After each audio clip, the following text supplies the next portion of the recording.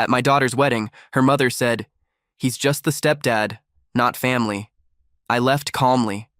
Hours later, her new father-in-law found me. "Wedding's over," he said. "They're rushing here to apologize. Please stay silent, okay?"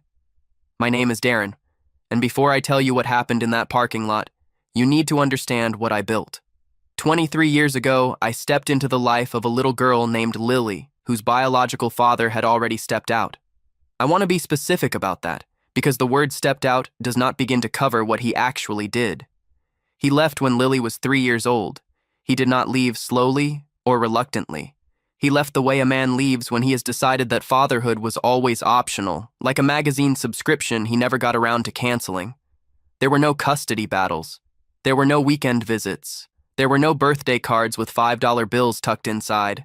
He was simply gone, and Lily, who was old enough to feel the absence but not old enough to name it, carried that gap inside her chest for years.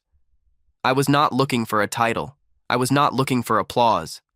I was 29 years old when I met Sandra, and Lily was 4. And the first time I saw that little girl, she was sitting cross-legged on the kitchen floor doing a puzzle with complete and total focus. Her tongue slightly out to one side, her curly hair in 2 lopsided pigtails that Sandra had attempted and not quite finished. She did not look up when I walked in. She just said, without any particular interest, "There are 2 pieces missing, and it is not my fault." I laughed. I sat down on the floor next to her. We finished the puzzle together. The 2 pieces were under the refrigerator. That was 23 years ago. I drove her to swim practice at 5 in the morning, and I want you to sit with that number for a moment. 5 in the morning. The roads were empty and dark, and the pool building always smelled like chlorine and floor cleaner, and Lily used to sleep in the back seat until we pulled into the parking lot, and then she would sit up with her hair pressed flat on one side and say, Okay, I am ready." She was never ready, but she always got in the water. I sat through every piano recital, starting with the one where she played a 4-note version of Twinkle, Twinkle, Little Star with both index fingers and bowed so dramatically that she nearly knocked the bench over. I sat through every parent-teacher conference, including the 2 where the teachers said Lily was bright but unfocused, which Sandra always took personally, but which I recognized as simply true. I sat through every emergency room visit, and there were 3 of them, once for a broken wrist from the monkey bars, once for a reaction to a new medication, and once for something that scared me more than I have ever admitted to anyone, a night when Lily was 16 and Sandra and I did not yet know the full extent of what she was going through, and the fluorescent lights of that waiting room felt like the longest hours of my life. I filled out her college financial aid forms at the kitchen table at 11 o'clock at night, squinting at screens and calling the financial aid office twice to ask questions I was embarrassed not to already know the answers to. I held her through 2 heartbreaks, the first when she was 20 and convinced she had found the love of her life, and the second when she was 23, and I think actually had. I watched her rebuild herself both times, and when she called me to tell me she was engaged to a man named Marcus, I cried in my car in a grocery store parking lot for 11 minutes because I was so purely happy for her. When she asked if I would help with the wedding, I did not hesitate. I wrote a check for $87,000 to cover the entire cost. Every florist, every caterer, every chair rented, every centerpiece approved, every photographer negotiated with, every venue deposit wired. I did not announce this. I did not make Sandra thank me on the phone. I just paid the invoices as they came in, the same way I had always done everything. Quietly, completely, without requiring a ceremony around the doing of it. I did not ask to be called her father. I just showed up, every single time. So when Lily's mother Sandra clinked her wine glass at the reception and reached for the microphone, I assumed it was a toast. The room was warm and full, round tables draped in ivory linen, the late evening light coming through tall windows and making everything look slightly golden, the way wedding light always does. The band had just finished a set. People were loose with champagne and good feeling. I was standing near the edge of the room with a glass I had barely touched, watching Lily and Marcus dance slowly near the center of the floor, and I was thinking, quietly, that I had done something good. That whatever happened next in my life, I had done something genuinely good. Sandra smiled at the room with the confidence of a woman who has been waiting for her moment. She said, Let us raise a glass to real family." The room lifted their glasses, and then she turned in my direction, still not quite meeting my eyes, not quite willing to give me the dignity of direct acknowledgement, and added, "And of course, let us thank the stepdad who tagged along all these years. Scattered laughter, the polite kind, the uncertain kind, the kind that fills a room when people cannot tell if what they just heard was a joke with no punchline or an insult delivered with a smile as cover." I did not react. I want you to understand that clearly. I did not flinch. I did not look around to see who was watching me.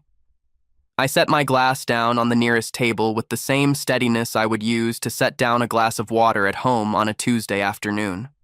I adjusted my cuff, and I walked straight out through the double doors without saying a single word to anyone. The air outside was cold and clean in the way October air gets when the sun has been down for 2 hours and the sky is completely clear. I passed the valet stand, where a young man in a red vest glanced at me and then looked away. I passed the rows of black cars and flower delivery vans and a catering truck that still had its back doors open. I kept walking. My hands were not shaking. I was not angry, or rather, I was past the hot part of anger, the part that makes noise. I was in the cold part, the part that is simply clarity. There is a particular kind of quiet that settles over a man when he realizes he has been performing gratitude for people who never intended to return it, and that quiet had settled over me completely. I had walked nearly half a block when I heard footsteps behind me, measured and deliberate on the pavement. He was in his late 60s, lean in the way that comes from discipline rather than deprivation, with gray hair neatly parted and a sharp, dark suit that fit him the way suits fit men who have worn them their whole working lives. He still had a wedding program folded in one hand, and he walked up beside me the way someone walks up beside you when they have been watching long enough to know exactly where you are going. "I am Gerald," he said, "father of the groom." I nodded. I knew who he was. I had met him briefly at the rehearsal dinner the night before, shaken his hand, exchanged a few sentences about the drive up and the weather. He had seemed like a man who listened more than he spoke, which I had noted and immediately liked. He looked down the sidewalk ahead of us and then back at me. "Walk with me," he said. There was no pity in his voice. I want to be clear about that because pity was the thing I could not have tolerated in that moment. There was no performance of sympathy, no hand on the shoulder, no soft cringe of secondhand embarrassment. There was just precision. The kind of calm that belongs to men who have spent decades making decisions that cost something real. He did not ask me to explain what had happened inside. He did not ask me how I was feeling. He said, "Do not speak to anyone yet. Let me look into something first." Then he stopped walking, and the streetlight above us hummed faintly, and he added, "Please, just stay quiet for now." I did not ask why. I just nodded. And something in the way he said it, the steadiness of it, the way it sounded less like a request and more like a man who had already reached a conclusion and was giving me the courtesy of telling me before he acted on it, told me that Gerald had already seen things I had not. Sandra believed, I think, that she could rewrite 23 years by standing at a podium for 45 seconds. She believed that a room full of people, softened by champagne and good feeling, would simply absorb her version of events without asking any questions. She believed that no one would bother checking who paid $12,652 to the wedding photographer, who wired the catering deposit, whose name appeared on every single vendor invoice attached to that evening. She had spent the months of wedding planning accepting my payments and redirecting the credit. She had told people the wedding had come together beautifully because of how hard she had worked. She had accepted compliments about the flowers, about the venue, about the food, about all of it. She had turned my $87,000 into a performance of her own generosity, and tonight she had stood at the microphone to take the final bow. But Gerald had been watching. And Gerald, it turned out, was exactly the kind of man who noticed when numbers did not line up. He reached into his coat pocket and handed me a folded piece of paper. A receipt. $12,652. Wedding photographer deposit. Paid by wire transfer. My name on the line. He told me to keep it. Said I might need it. Then he handed me something else. A thick folder, the kind that suggests preparation, that suggests someone did not simply pull documents together on a whim. Printed records, vendor invoices, financial statements, wire transfer confirmations, every transaction from every vendor, from the florist to the caterer to the linen rental company to the venue itself, traced back to one name. Mine. Every check Sandra had taken credit for. Every payment quietly erased from the printed program, from the speeches, from the table card acknowledging generous contributions, from the story she had been building and polishing for months. Gerald looked at me with an expression that I can only describe as the look of a man who has raised a son and would very much like that son to understand the full truth of who helped build the day he just got married on. He said, "Now you stay quiet. When I call you, pick up." I asked him what he was planning to do. He looked at me for a moment and said, "I am going to go back inside and finish this evening correctly." Then he turned and walked back toward the venue, unhurried, the folder under his arm, the wedding program still in his hand, and I watched him until the light from the entrance swallowed him up. I found a bench half a block away, and I sat on it in the cold. I did not call anyone. I did not text. I sat with my hands on my knees, and I watched cars pass on the street, and I thought about Lily at 4 years old with 2 lopsided pigtails saying there are 2 pieces missing, and it is not my fault. I thought about every 5 in the morning, every waiting room, every form filled out under bad kitchen light. Gerald called me 47 minutes later. His voice was the same. Steady, precise, no performance in it. He said, "The wedding is over. They are all on their way out to you right now. Every one of them. I need you to do something for me. Stay silent. Let them come to you. Do not fill the space for them. Can you do that?" I said yes. He said, "Good." And then he said something I was not expecting. He said, "For what it is worth, my son knows exactly what kind of man paid for today." I made sure of that tonight. He will spend the rest of his marriage knowing. I did not know what to say to that, so I simply thanked him. He said, "Do not thank me. Just stay on that bench." I heard them before I saw them. Voices coming from the direction of the venue, urgent and overlapping, the sound of heels on pavement moving faster than comfortable. And then they came around the corner, Lily first, her wedding dress still on, her bouquet gone, her face doing something I had never seen it do before. Behind her was Marcus, jacket off now, moving with his hand at her back, and behind them, Sandra, moving more slowly, something collapsed in her posture that had not been there 2 hours ago. Lily reached me first.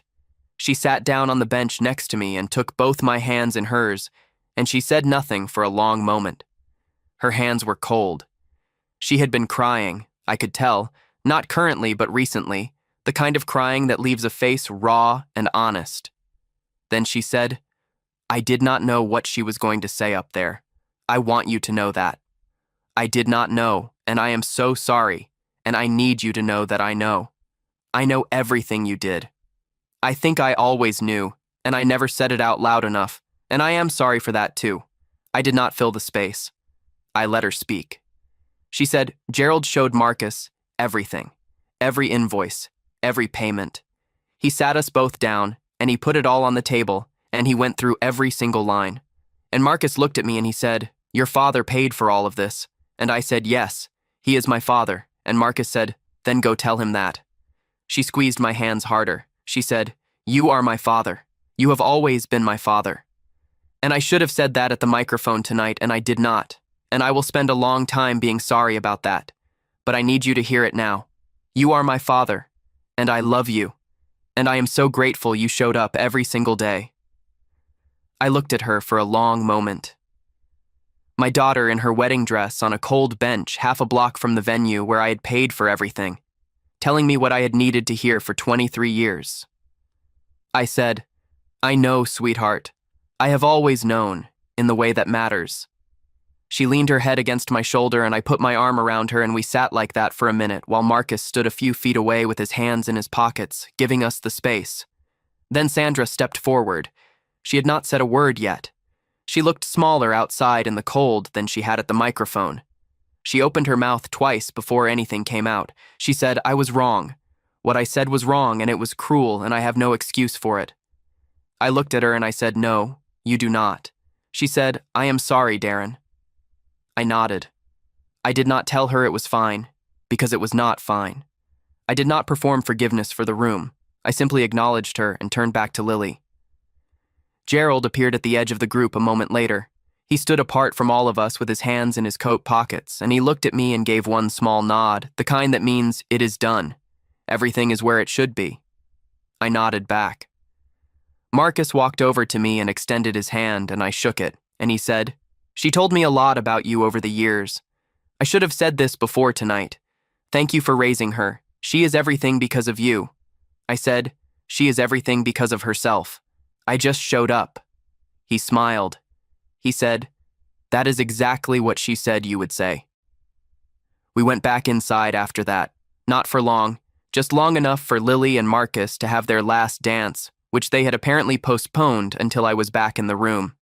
The band played something slow, and the light was still golden, and Lily danced with her husband in the middle of the floor and looked over his shoulder at me once and smiled the way she used to smile when we finished a puzzle, satisfied and certain and completely herself. I left shortly after. I drove home with the windows down a little, the cold air coming in, the radio off. I was not performing anything on that drive. I was not rehearsing what I would say later or composing a version of events I could tell people. I was just a man driving home from his daughter's wedding, which is one of the quietest and most complete feelings I have ever had. Gerald texted me the following morning. 4 words. It was an honor. I saved it. Lily called me 2 days later from her honeymoon, which I had not paid for, which mattered to me in a small good way. She called just to talk. We spoke for 40 minutes about nothing in particular. She told me about the hotel and the weather and what she had eaten for breakfast. She called me Dad 3 times in those 40 minutes, and I do not think she even noticed she was doing it. I noticed. I had been showing up for 23 years without needing a name for it. But it turns out that after 23 years, a name still means something.